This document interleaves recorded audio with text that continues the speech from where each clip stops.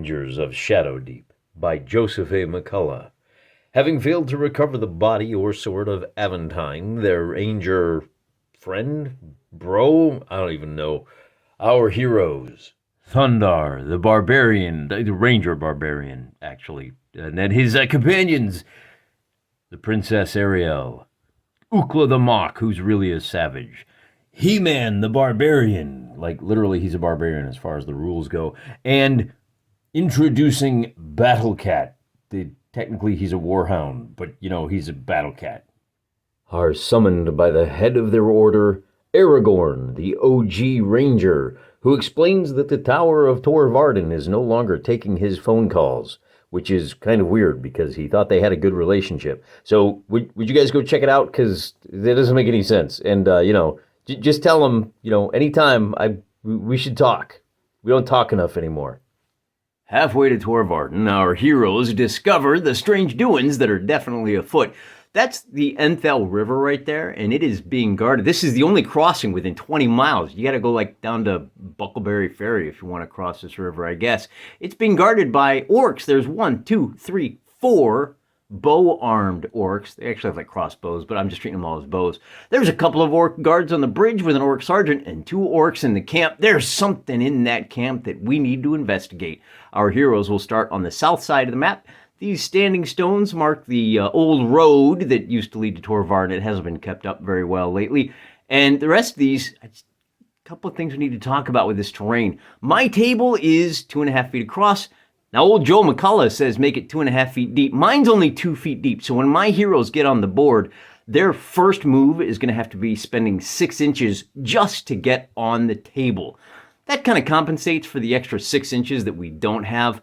It doesn't fully compensate because there's less stuff to hide behind. It's going to get them stuck in a little bit quicker. They don't have as many options, but that's all right. Improvisation is the name of the game sometimes. And the other thing we should be aware of is that each of these stones, now this is one of those sneaking up on the sentries, because all of the orcs are going to move in a random direction. And man, we could do a whole video about sentries and whether or not they have a 90-degree view or a 180-degree arc and what that means. In this game, everybody sees 360 in every direction, which means as long as there is sight to our heroes are in trouble. Kind of. The way we're going to treat all of the rocks, and I just went out to the garden, by the way, because I don't have enough. I just went and grabbed some rocks out of the garden. If you are behind the rock, then yes, you can't be seen. If you are immediately adjacent to the rock, you're assumed to be crouching and hiding and lurking. So that will count as cover if you're adjacent to the rock with respect to the guy that's trying to see you. Then the orc will have to make a search check to notice you. But other than that, the other thing is you can see 1 inch into the terrain bases here. Beyond 1 inch, it's just too rocky. The grass grows too high. We had to add a little bit of grasslands to our rocky. It's called the scree in the thing, but whatever, you get the idea. So our heroes are going to start down here. One of the things I really enjoy about Joe McCullough games, and particularly his scenario design, he really makes you pick and choose what you're going to buy for your characters, and then he punishes you and rewards you based on what you've chosen. But because the punishments and rewards are always different, you really can't tell what you're getting into. I could have gone with a whole sneaky force, and I might have done better on this scenario. As it is, I've got just a bunch of dunderheads that just kind of, like I said, they're door kickers. The after-school specials are specialists at bonking heads. They don't go in for all this stealth stuff. So so this would be an interesting scenario for us because we're not going to have much luck sneaking up on these guys, but I think once we get stuck in, we're going to have a pretty easy go of knocking these orcs out. That said, we're no longer on the please don't hurt me level. We've gone up to hurt me plenty. The orcs are a lot tougher than anything we've seen so far. As far as not being good at sneaking, we have to make a navigation roll, and I don't think any of my heroes have navigation. No, it turns out Thundar does have navigation. Toughness number 12. Now, if I make a roll of toughness number 12, I can move any 3 heroes 6 inches in any direction, which means I can bring them on the board. It's a toughness number 12. I've got +3 to the roll. And with a 16, I will be able to bring my 3 heroes. So I'm going to bring Thundar, Ariel, and Ukla, and they're going to come on the board over on this side. We're going to kind of sneak them up this way, and then we'll bring... No, I take it back. They're going to start on this side. I'm going to send He-Man and Battle Cat up the right side, and they're just going to try to draw aggro over here while we try to sneak over the ford with our 3 heroes. But before that happens, we have to make a stealth roll. And this is one where I don't have anybody with the stealth skill, I don't think. I mean, Thundar has stealth +3. So this might be easier than I thought. So I need to make a toughness roll of 8. 19 plus 3 is greater than 8. Because I made that roll, I can move one of my orc guards up to 6 inches. And there's only one real choice to make in this case. And that is the orc guarding the... We're going to move him over here. So we're going to move this archer orc away from the ford. Now, as I said, on the creature phase, the orcs are going to move in a random direction. And the way that Joe McCullough says to do that is to move them 6 inches in a random direction and then move them 3 inches in a random direction. In this case, because it's a stealth mission, I'm going to do something a little different. And I'm mostly going to do this off camera because it gets boring. I've got, 2, 4, 6... I got like 9 guys I need to move around. I'm going to roll a d6 for their first move in a random direction, and then I'm going to roll a d6 for the second move. Now that means they may be moving up to 12 inches per turn. They may be moving as low as 2. On average, they'll be moving 7 inches per turn, and on average, they'll be changing direction every 3.5 inches. But after every d6 inches, they are going to have the opportunity to look around, and if they spot an enemy, meaning one of our heroes, they're going to beeline for him on the second turn. It'll just be 3 inches on that second one. The other thing to be aware of is if they run into the terrain templates, they will simply move through. Now, they do move at half speed. Everybody moves at half speed through these. But if they hit a rock, they are going to circle around, and they'll always circle. I'm just going to keep it easy. When they hit a rock, they will always circle around the shortest distance to continue their path. Because we made that navigation roll, our 3 heroes will start 6 inches into the battlefield, meaning right on the edge of my particular table. They do get to move 9 inches. They'll move 6 and then 3, and we are going to kind of sneak them up 9 inches. Should be able to put them, if we go 6, 7, 8, 9, we're going to kind of hide them right in there. And then it's time for me to move the orcs. The 2 orc guards in the camp will stay in the camp until they catch sight of the first hero, and then they will move to engage that hero across the bridge if necessary, or across the ford. That cuts down on the number of orcs I got to move around. You can see that all of our orcs are kind of wandering around here around the bridge, and it's working out pretty good for us so far, but that does mean that they're coming over to this side of the table where He-Man and Battlecat are ready to draw some aggro. Now remember, their first action on this first turn is going to have to be 6 inches just to get onto the table, and then we'll bring them 3 inches up to here. And I think, if we do our line of sight, as long as nobody winds up in this little alley right here, they're not going to be able to be seen, which is great. That is the end of the first turn. Now, in this particular scenario, we don't draw a card after every turn. We draw a card after every odd-numbered turn. We have 6 cards. 6 or 7, I can't remember. But we only have 5 specials. So the first special is going to be the 4 of Hearts. Checking against our special events table, the 4 of Hearts is place 1 orc fighter at the center point of the table, then roll a random direction and deposit him 8 inches in that direction. So we'll roll. So he's going to appear 8 inches southeast, and I do have another orc here. The center of the table is right about there, and he's going to appear 8 inches. He's going to appear right here. Well, that's not good at all, is it?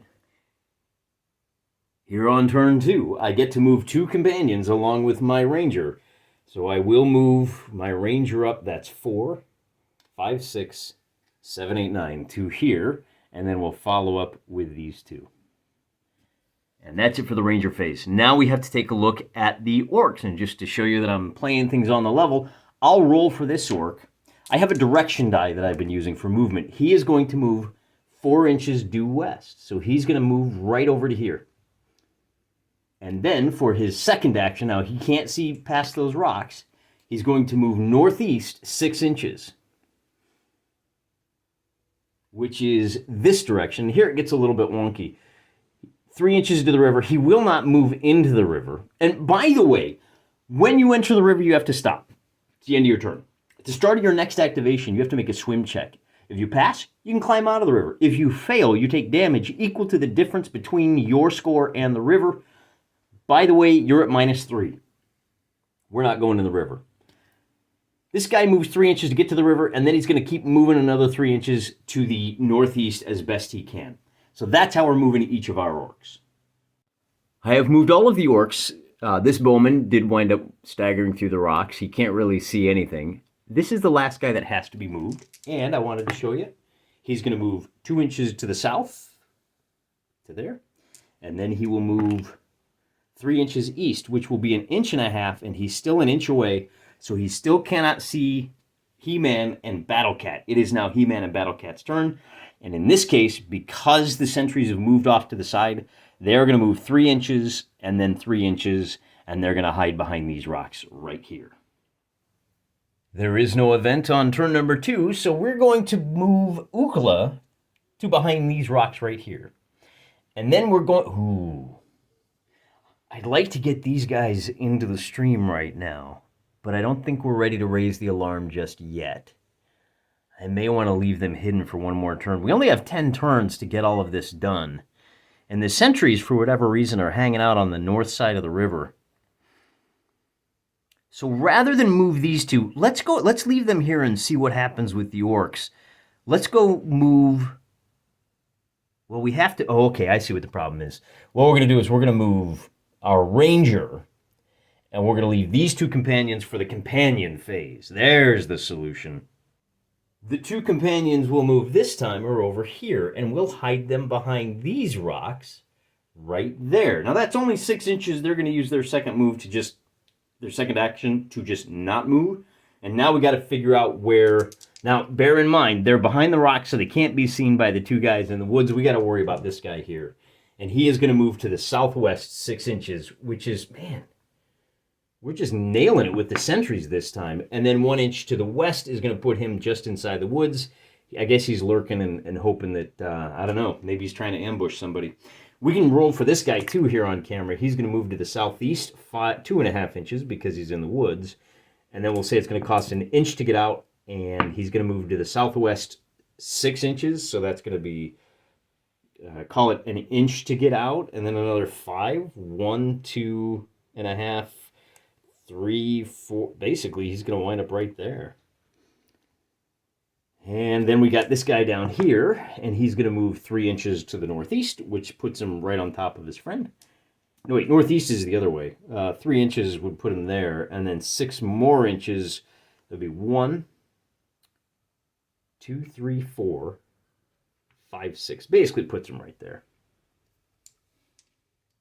I finished moving my orcs, and it worked out pretty well on this side. One thing I didn't anticipate is that by putting a little declivity here, a little cleft, every time our orcs hit the wall, they just slide along it, and then he kind of got caught up behind these 2 rocks here, and that has opened the door for Ukla and Princess Ariel to get across the river. Now, there is a chance that we're seen here, so we should probably roll for that and see if the alarm is raised. And that means rolling 2 20-sided dice. The red die is going to be for the hero, and the blue die will be for the orc. So our hero stays hidden. And that is the end of turn number 3. That means we have to draw a card. And with the Ace of Hearts, we have a soldier that escaped the attack on Tor Varden. Oh, there you go. There's the answer. Tor Varden hasn't been answering Aragorn's phone calls because they were attacked. And one of the soldiers that escaped, oh boy, this guy's... Yeah, he escaped, quote. He escaped. We know what that means, don't we? This soldier has the same stats as Man-at-Arms companion. Treat this soldier as a companion for the rest of the mission. He may not be the first hero to exit the table. I happen to have a little guy that looks like this. Now, it says that he enters the table on the small side of the table. I don't know what that means.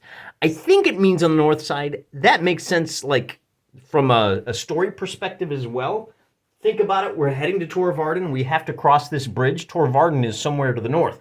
In fact, we get 15 experience points if we get one of our heroes off the north side of the board before the end of the game. So what I'm going to do to figure out where he comes on the table, I'm going to roll a d30. My table is 30 inches across. That will be how far along the north. So there's 1, 2, 3, 4, 5, 6, and then 30 is going to be over there. That is where he enters the table and blows things for us. We're going to call that 9 inches. And if we drop our ruler down, he's going to burst onto the scene right here. Hey, everybody! The good news is the alarm has not been raised. It will be raised at the start of the creature phase. So I have to move my... Oh, let me get this out of the way. I have to move my ranger and 2 companions. And the first companion I'm going to move is going to be Ukla. And Ukla now has a +4 to his attack. Not only that, but Ukla's fight skill is +4 because he's kind of a boss. The orc, now what orc is that? That's the orc sergeant. And the orc sergeant has a +3 to his fight. So this is going to be a total of +8 to the red die, +3 to the blue die. And with a +8, that becomes a 23. But Ukla is classed as having 2-handed weapon. He's got them big claws. So he's going to be doing, that will count as a 25 total. The orc sergeant has an armor of 11 and 12 health. So that adds up to 23. So this, wait, is that the orc chief sergeant?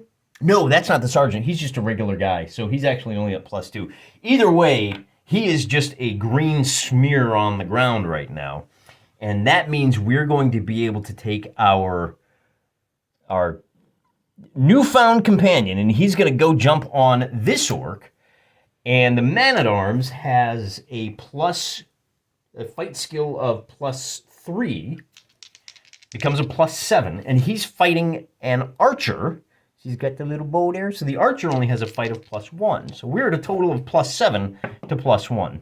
12, 18. The 18 hits, and okay, Mr. Soldier, you must have taken a beating on that last one. The 18 is going to be a win for the archer, and it's going to do a total of, our soldier has an armor of 12, so that's going to do a total of 6 damage. He has 6 hit points left. Well, thanks for coming along anyway. And then we have to figure out what to do with our... Now, oh, you know what we can do? We can activate one more hero. That's one of his powers. He can activate 3 companions. So we could bring Ariel out of the river and bring her up to support. But I think we're going to wait on that because there's something better we can do. Before we do, well, let's first bring our boy into action. He's going to come down 1. We're going to bring him 6 to here. And then we're going to come up 1, 2, 3 to here and get him up on that bridge. And he can kind of hold the bridge against the orcs on this side of the table. And then we really want to bring He-Man around the corner. And he is going to whack the sergeant. This guy here with the pike. He is the orc sergeant. The alarm has still not been raised. We're carrying off a pretty impressive ambush here. Very well timed. And it's going to be a total of +8 for He-Man. And now for real, it's going to be +3 for that orc sergeant. Let me just double check. Yeah, He-Man's got +4. He's going to be at a total of +8 here. So that's +8 on the red die. And he wins with a 9, which is a win, but is not enough to do any damage to the guy. He needs to roll at least a 13. So kind of a waste. But listen, we're smoking out the fumbles on our side and the high rolls on theirs. And now things get interesting because this archer, now we got to think about this. We got a lot of orcs that have a lot to do here. We do have a fight over here in the corner between that soldier and the orc archer. And this time the soldier is going to roll a total of 16 versus a 1. So the 16 minus the archer's armor of 11 is going to do 5 points of damage to that archer. That archer is going to wind up with 6 hit points left to go. And we're going to use dice to mark that. So we'll use a little blue die for that archer. And then we have a bow shot right here. Is going to take a shot at our ranger barbarian. And a 7 versus a 12 will be a miss. The barbarian is behind cover, so we'll give him a bonus on that. And then we have our fight over here. And actually, we should be doing this in order of health. So he would go first. The sergeant would go first. The sergeant rolls a 7. He loses to a 13. That's going to do 1 point of 13 for He-Man is going to do 1 point of damage to the Orc Sergeant. He's got an armor of 11. No, that'll do 2 points of damage, which is convenient because I can use a D10 and say that Sarge now has 9 hit points left to go. I think that's everybody that has an attack ready to go. No, I think this guy can see an enemy and he'll be able to take a shot at our Ranger Barbarian. Thundar wins that roll with a 10 versus a 12. You know, I think that's a fight roll. And then now the question becomes, what do we do with the rest of these guys? We still have 2 guys here. As I said, they're going to activate and they're going to rush to battle. So if I can find my 6-inch, they're going to move 3 inches to here, 6 inches on their first move, and then 3 inches will not quite get them in contact with Thundar. They're on the bridge. We do have 3 more orcs. 1, 2, 3 orcs that have yet to move. Now these guys don't have line of sight, and that means they move randomly. The guy over here in the back that you can't see, on his first move, he caught sight of Thundar up there on the bridge, and he went charging in, but he didn't have enough movement to reach Thundar. So Thundar's about to get triple teamed up there. He's in trouble. But we do still have a couple of more companions that have to go. Specifically, Battlecat is going to jump into combat against this Orc Sergeant. And Battlecat is going to get an extra bonus of +2 because He-Man is there to help him out. And it's not going to do him any good this time around. But the Orc Sergeant is only going to do 1. Let's see, Battlecat has an armor of... The Sergeant gets a +3. He gets a result of an 11. Battlecat has an armor of 10. Battlecat will take 1 hit point of damage, and he is down to just 7 hit points. That is the end of Battlecat's turn, and the last one that we have to do is Ariel. And I think Ariel is going to use her first move to get up to there. See, she's right behind that scrum, and that does put her in line. She has a range of 8 inches on her laser blast wristlets. They're not crazy powerful. They're classed as, in this game, they're classed as throwing knives. But you never know. So she gets a 6, and then her shoot skill is a nothing, so that's nothing. Hey, it was worth a shot. I think that's it. That's the end of turn number 4. Moving on to turn number 5. Wait, was that 3? 4? Yeah, this is turn number 5 now. And our big boy is going to go... And he's going to go race down and try to take out this orc right here. Thundar has a fight skill of +4. That is a regular orc with a fight skill of +2. So Thundar wins with a 17. That becomes a 21. Subtract out the 11 armor. He does 10 health, and that is enough to crush this orc. Curse Splat. You got to win big in this one if you want to knock him out. We get 2 companions that get to activate. We're going to activate He-Man for sure. He-Man is at +6 because he's got the assist. And he does, he loses that. He, with the +6, it's an 11 versus a 12 for the Orc. And the Orc is going to hit He-Man for a total of 1 point of damage. He-Man goes down to just 13 hit points. All right, I guess he can take it. And then... we got a choice here with Ukla. How far can Ukla move? Can he reach the guys at the bridge? No, he cannot, which means he's going to race over here to this orc, and he's going to get stuck in. Now, Ukla will be fighting at, normally he is at a +4, but because he's got the assist from our rando, our NPC, he's going to be at +6 versus +1. And we get a 15 versus a 16. He loses 16 minus Ukla's armor of 10 is 6 points of damage to Ukla the Mock, taking him down to 8. And that is it for the Ranger phase. Now the Orcs get to go. This Orc Archer is going to attack one of these 2 guys. On a 1, 2, 3, it will be Ukla. So he's going to attack. He's going for the high percentage play there. He's attacking the... well, I mean, it doesn't really matter, does it? Because that soldier is still at a fight +3. He's at fight +5, actually. Red die +5. 15. Subtracting the 11, he does 4 more points of damage. Takes him down to 2. Then we have one orc that's going to move into contact with Thundar, and I'm just going to move these guys so they don't fall over, at the base of the bridge. And he's going to attack Thundar, and Thundar is going to win with a total score of 20, minus the orc's armor of 11, means he does 9 points of damage. And that orc is going to be left with 1 health, which is just enough for his friend to get stuck in. And now his friend is going to be at +4 to +4. And once again, Thundar goes barbarian mode. He does 21 minus the 11, 10 points of damage. Another orc falls to his sun sword. He's doing good. Oh my, what? You know, there's a reason we appointed him and not He-Man as our Ranger Barbarian, ain't there? All right, I already moved the other 2 orcs. I've got 3 more that I need to figure out what to do, and I just realized I'm moving my sentries wrong. They're only supposed to be moving once, and if they can't see anybody, they don't take a second action. The problem I'm having now is I don't know what to do with an archer who doesn't have a target. I don't think you can shoot into combat. So I'm going to rule that he has to move to assist. I think that's probably a reasonable assumption. Hey, there's no targets that I can shoot at, so I'll move to the nearest combat. In this case, this orc, well, let's finish this one first, because he's going to be at a total of +3 versus Thundar's +4.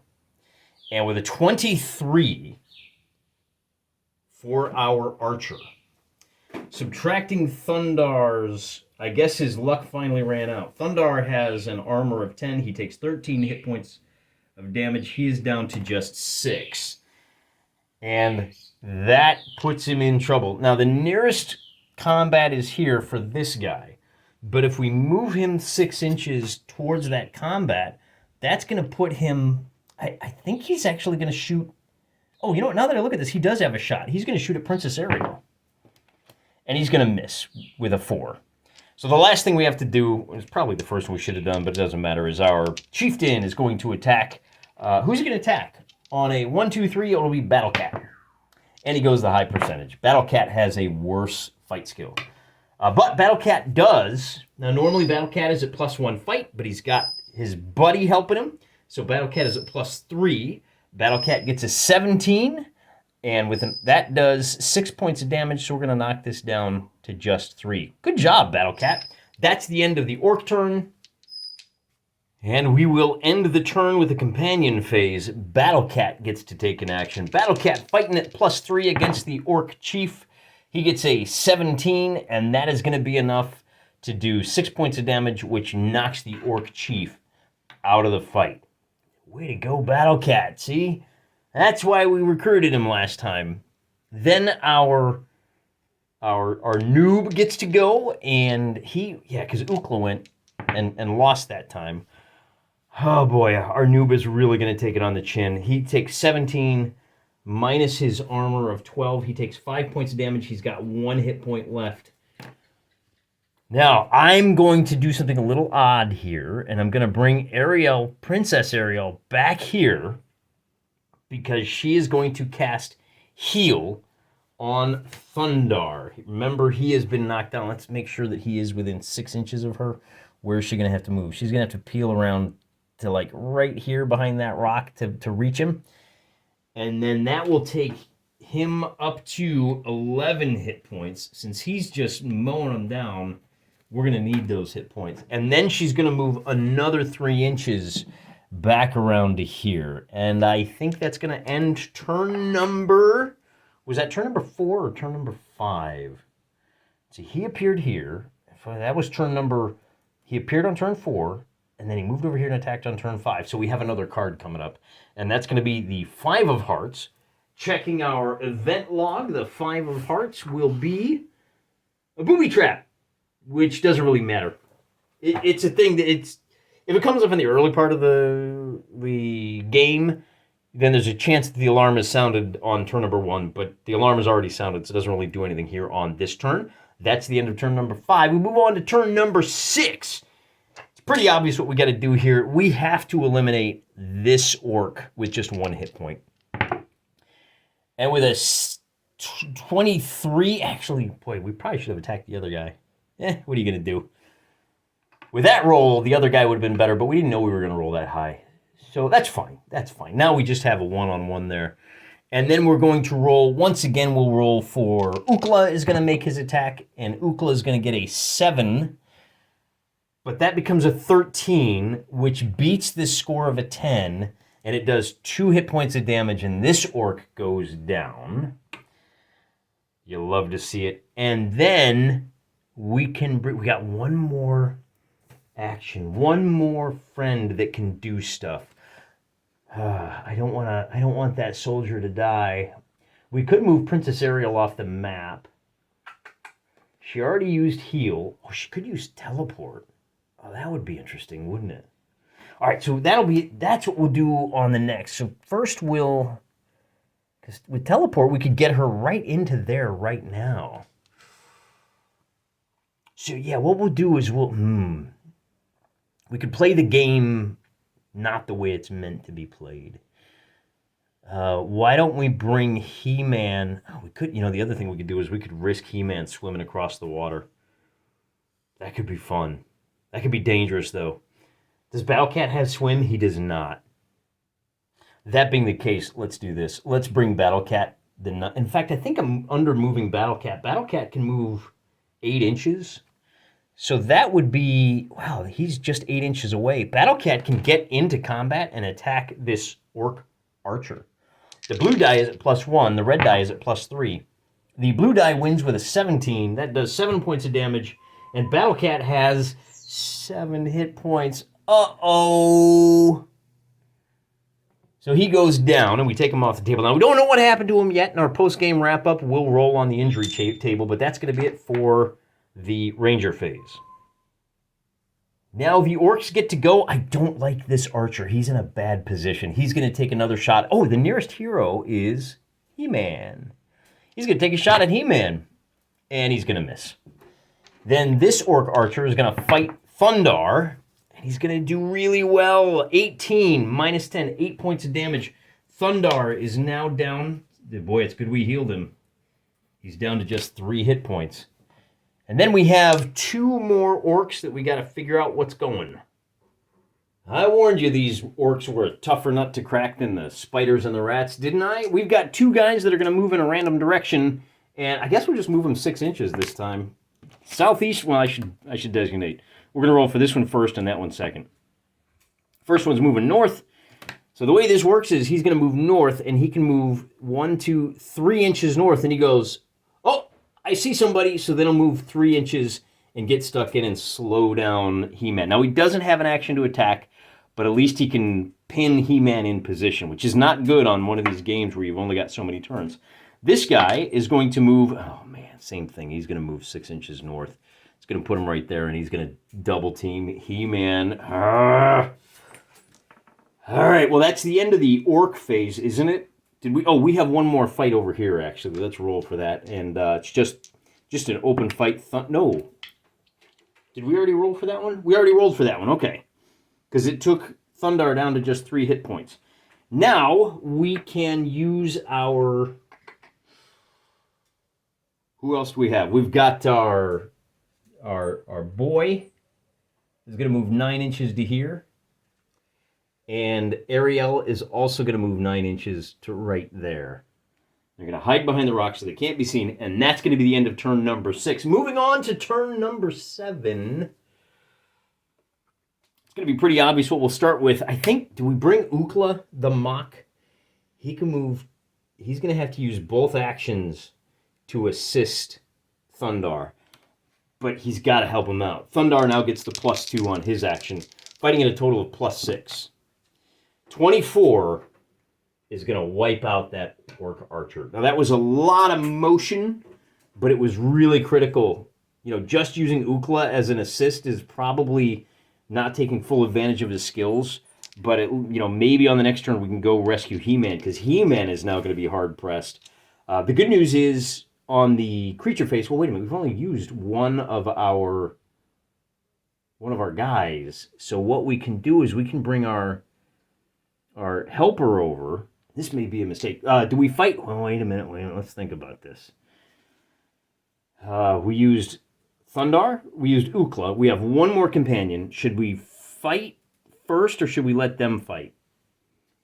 I think we want to bring our hero over to there and fight that archer. The man-at-arms is at +3. He gets a 6. The archer gets a 10. It's going to be no effect. That's the end of the ranger phase. Now the orcs go, and again, you've got to fight here. And our man-at-arms hits with a 13. That's going to do 2 points of damage, which will leave that orc with 8 hit points, that orc archer. And then we've got 2 attacks on He-Man. And they're both going to be at, are these both? Yeah, these are both going to be at a total of +4 versus +4. He-Man's got a fight +4. So both of these dice are at +4. On the first attack, He-Man gets a total of 23, and he takes out one of these guys. It'd actually be +6 on that one because of the, but 1 + 6 is still going to be less than 23. So on the second attack, He-Man is going to get an 11, which is not enough to do any damage on that orc, but at least he's fighting fair odds. And then it's going to be the companion phase, which is going to be He-Man fighting that orc at fair odds. He-Man gets an 11 versus a 9, so they're still just kind of fighting each other off, and Ariel is going to be able to move 6 inches to come into contact with the clue marker. Now we roll, that ends her activation. We take the clue marker off. There's also a treasure marker over there that she's going to pick up next turn. We roll a d20 to find out what clue we found. And with a result of an 8, we found a clue. So we got to sit down in our thinking chair and find a set of keys. After the scenario, pick one figure to make an armory roll. If successful, you recognize these as the keys to Tor Varden and can use them in the next scenario. That's a toughness number 4, by the way. So what that means, now I'll just, spoiler alert, there's 3 possible things you could find as a clue there, and all 3 of those things will make the next mission easier. It's just a question of what part of the mission is going to be easier. In this case, getting into Tor Varden will be easy because now we have the keys. Yeah, I looked ahead. You'll see that in the next scenario. Be that as it may, do we have anything else we could be doing here? No, we do not. That's the end of turn number 7. Let's find out what our next event is. With a red 2, a heavy rain starts to fall. All line of sight is reduced to 12 inches. All shooting is at -2. Boy, we could have used that one earlier, huh? With all these archers coming at us. Moving on to turn number 8, we've got 3 turns left, and I think we're in good position. The first thing we're going to do is have Princess Ariel grab the loot and scoot, scoot, scoot. She moves off the north end of the board, and that is going to achieve a victory condition for us. But we still have some experience points on the table. We just need to get stuck in. So that's 1 our Barbarian Ranger will move 6 inches, and then another 1, 2, 3. He's not quite going to make it to help out there. And likewise, I think Ukla the Mock is going to move. Is he going to be able to? Oh, Ukla is going to be able to reach the archer, but he's not going to be able to attack. So that's it for the Ranger phase. Now the orcs get to go. We have a fight down here. And that is going to be a total of 14 for the orc, which does... And He-Man's got the shield, so it only does 3 points of damage. He-Man goes down to 10 hit points.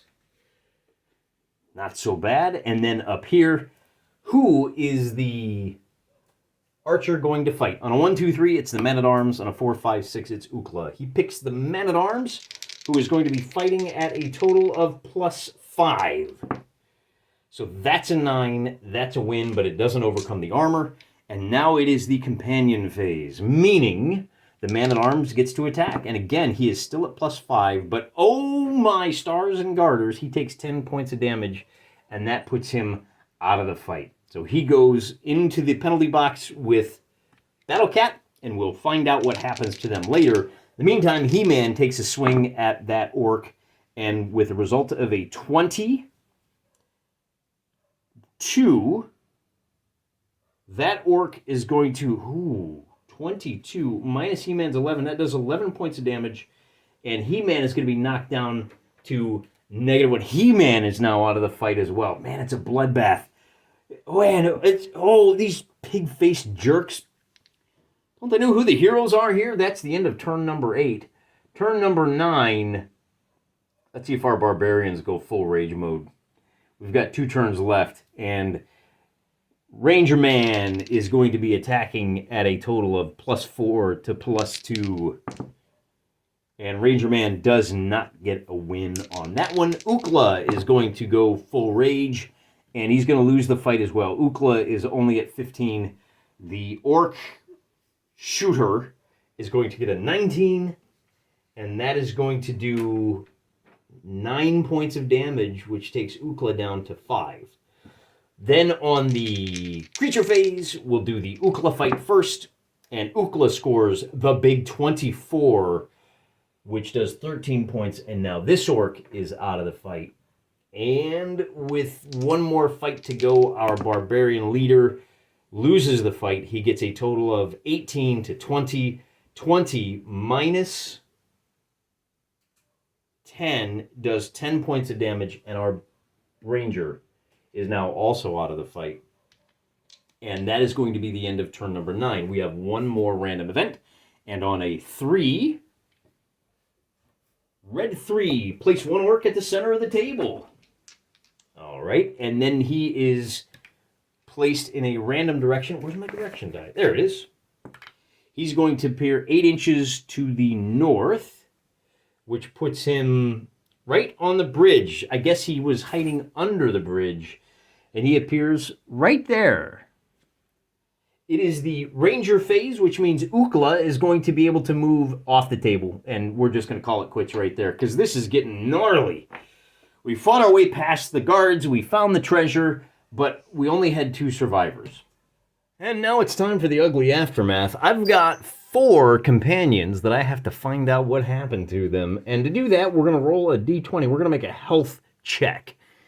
And on a 9 or better, it's a full recovery. On a 1 or a 2, they are permanently dead. Let's check for Battle Cat first. Battle Cat's dead. Oh! In the arms of the angels. You know, we didn't really have time to get to know you, Battle Cat. I'm guessing you are Battle Cat Junior or Senior, and if we have another recruit, we may bring on Battle Cat Junior, because I don't know what to tell you guys. You would have thought this must have been Cringer that whole time, disguised as Battle Cat, and if we bring Battle Cat back, it'll be, you know, Battle Cat Senior. Anyway, that's done. Then we have to roll for our man-at-arms, I guess. And he also dies, but we didn't even have time to give him a name, so I'm not going to sing Arms of the Angel for him. Now we check for He-Man, who rolls a 12, and we'll get that in focus. He makes full recovery, and we do get a +1 for our Ranger Barbarian. And with an 8, it's a close call. This figure escapes with only minor injuries, but loses all non-standard equipment. Anything not listed. Well, he doesn't have any non-standard equipment, so if he had his Sun Sword, he would have lost that. But he recovers, and we'll move him over there with our recovers. Now we got to figure out what our experience rewards are, and we did pretty good. For each orc killed, we get, is it just, okay, for each orc killed, 1, 2, 3, 4, 5, 6, 7, 8, 9. We get 3, so that's plus 27 experience points. I'll take it. If you find the keys, that's plus 5 experience. I'll take it.